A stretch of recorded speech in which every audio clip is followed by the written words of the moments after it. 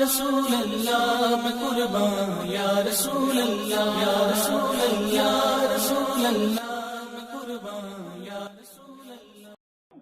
ماں کی شکل بگڑ جاتی ہے، باپ کی پیشانی پہ بل پڑنے لگ جاتے ہیں، تو مولوی بن کے کرے گا کیا؟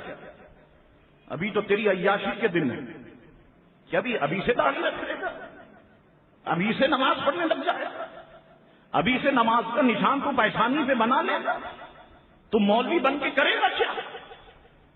تو اب یہ باتیں نسلوں میں منتقل ہو رہی ہیں۔ لوگ اپنی اولاد کو عالم بنانا پسند نہیں کرتے، لوگ اپنی اولاد کو، بہت لوگ ہیں حافظ قرآن بنانا پسند نہیں کرتے، لوگوں نے اپنی اولاد کو دین سے دور رکھا ہوا ہے۔ یہ عالم بن کے کرے گا کیا، مفتی بن کے کرے گا کیا، کچھ نہیں ہے۔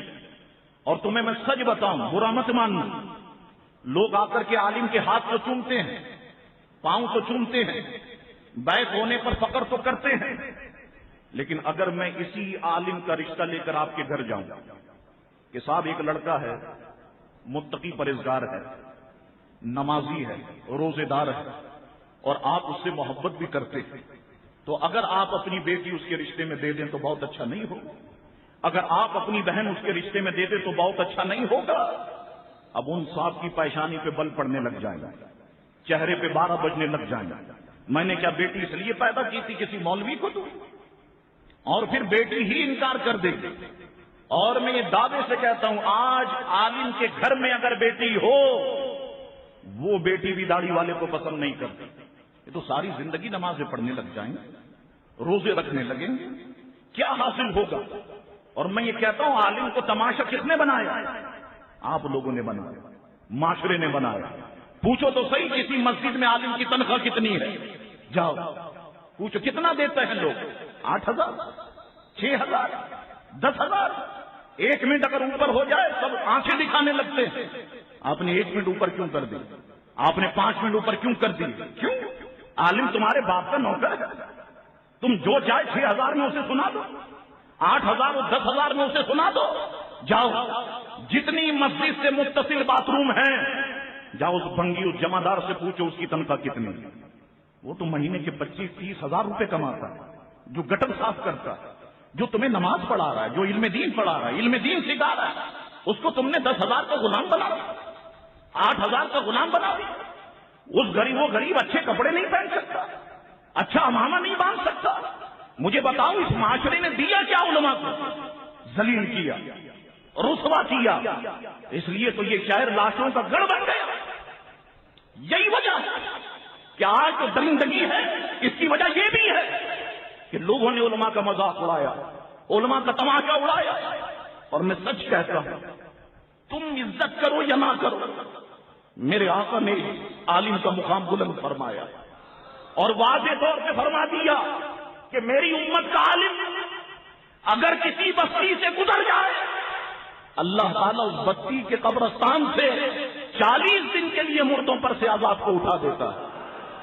فرما دیا میری امت کا عالم اگر کسی قبرستان میں دفن کر دیا جائے، اللہ تعالیٰ اس کے صدقے سے اس کے چاروں طرف کی 40 قبروں کو منور فرما دیتا ہے۔ فرما دیا دنیا تو دنیا ہے لوگوں، تمہیں روز قیامت بھی علماء کی ضرورت پڑے، تم مانگ مانگ کے جب رب سے تھک جاؤ گے، اب تمہیں علماء کے پاس بھیجا جائے، اب عالم فرمائیں گے یہ مانگو یہ مانگو یہ مانگو، پھر جو ہے اللہ تعالیٰ تمہیں عطا فرمائے گا۔ تو عالم کو تو ہم نے تماشا بنا دیا۔ کوئی شخص اپنی اولاد کو عالم بنانے کے لیے تیار ہے، اور پھر ہم سنیوں کی بدبختی کیا ہے؟ ہم سنیوں کی بدبختی یہ ہے کہ ہم سوچنے لگ گئے کہ دین تو صاحب صرف ان مولویوں کا ہے، یہ لڑے، ان کے باپ کیونکہ عالم تھے، اولاد ان کی عالم ہونی چاہیے، باپ کیونکہ مفتی تھے، اولاد مفتی ہونی چاہیے۔ آج تو عالم کے گھر میں بھی عالم پیدا نہیں ہو رہے۔ مجھے بتاؤ نہ سنیو اگر میں غلط کہہ رہا ہوں، تمہارے شہر میں جو بڑے عالم تھے ان کی اولادیں کہاں ہیں؟ بتاؤ، علامہ ازہری کا ایک نام تھا یا نہیں؟ کوئی اولاد عالم ہے مجھے بتاؤ۔ مفتی وقار الدین صاحب علیہ رحمہ کا نام تھا یا نہیں؟ کوئی اولاد ہے عالم مجھے بتاؤ۔ میرے نانا قاری صاحب کا نام تھا یا نہیں؟ کوئی اولاد ہے عالم مجھے بتاؤ۔ سب ناطے ہو گئے، تم لے کے آتے ہو دودھ، صاحب مولوی صاحب یہ دودھ بھیجا ہے امی جان نے، وہ 5 کلو دودھ امی نے بھیج دیا. ہاں امی نے کہا اس پہ بلی نے منہ مار دیا تھا، یہ مولوی کو دے کے آؤ. یہ آٹے میں چپکلی چلی گئی تھی، یہ 10 کلو آٹا مولوی کو دے دو.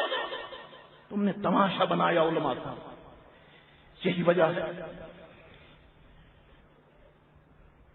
منبر خالی ہو، محراب خالی ہو، تمہارے پاس آئے گا. اگر سوچو کہ تو اللہ نے شیطان کو شیطان سے لڑوا دیا. دیوبندی شیعہ کو، شیعہ دیوبندیوں کو مار رہی ہے، ہم دیکھ رہے ہیں. اگر یہ خدا نہ خواستہ ہمارے ساتھ ہو جائے، ہمارے پاس کتنے عالم ہیں تم بتاؤ تو صحیح. لوگ اپنے بچے کو ناتھواں بنا رہے. کیوں صاحب؟ یہ روز کا سبزی کا خرچہ تو نکالتے تھے. نعت خواہ کو مل رہے ہیں 1.5 لاکھ 2 لاکھ. ایک قاری ہے زندگی اس نے قرآن میں لگا دی.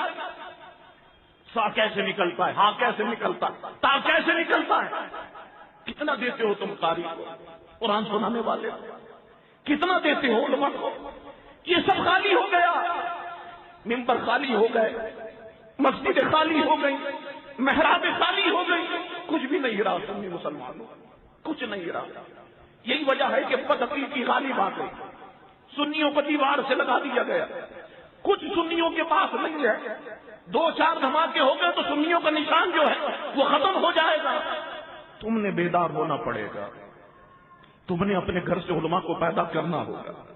تم نے تہیہ کرنا ہوگا کہ اپنے بچے کو ہم عالم دین بنائیں گے. نعت خوانوں سے دین نہیں بچے گا، علماء سے دین بچے گا.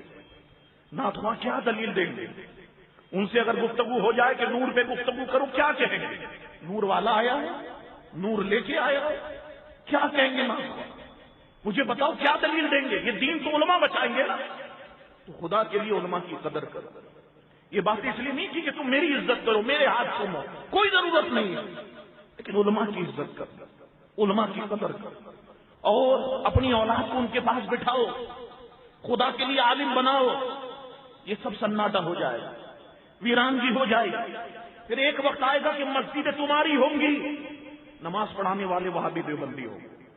مدرسے تمہارے ہوں گے، نماز پڑھانے والے وہابی دیوبندی ہوں گے. خدا کے لیے اپنی اولاد کو عالم بناؤ، اس طرف دھیان دو، ان کو حقارت سے نہ دیکھو. اور آج وہ دور آ گیا، بچے داخل ہوتے ہیں 100-200 کی تعداد میں، آخری میں 2 مہینے کے بعد کتنے رہ جاتے ہیں؟ 8-10. کراچی والا کوئی نہیں، سب بیچارے باہر کے آتے ہیں، دین پڑھ کے یہاں سے جاتے ہیں. جب ہم کراچی والوں کو کہتے ہیں، وہ کہتے ہیں ماں ناراض ہو جاتی ہے، تیرے 2 بھائی کام کرتے تب وقت تو کیوں نہیں کام کرتا؟ اب یہ اگر پڑھائی میں توجہ نہیں کرے گا، یہ کام میں لگ جائے گا تو دین کیسے پڑھے گا؟ تو یاد رکھو سنی مسلمانوں، تمہیں اس پہ سوچنا ہوگا بیٹھ کر کے. اللہ تمہیں اولادوں سے نوازے تو ایک اولاد کو ضرور عالم بناؤ. خدا کے لیے تم نے ایک اولاد کو عالم اور حافظ بنا دیا تو روز قیامت اللہ کے حکم سے تمہارے سروں پہ نور کی دستاریں باندھی جائے گی.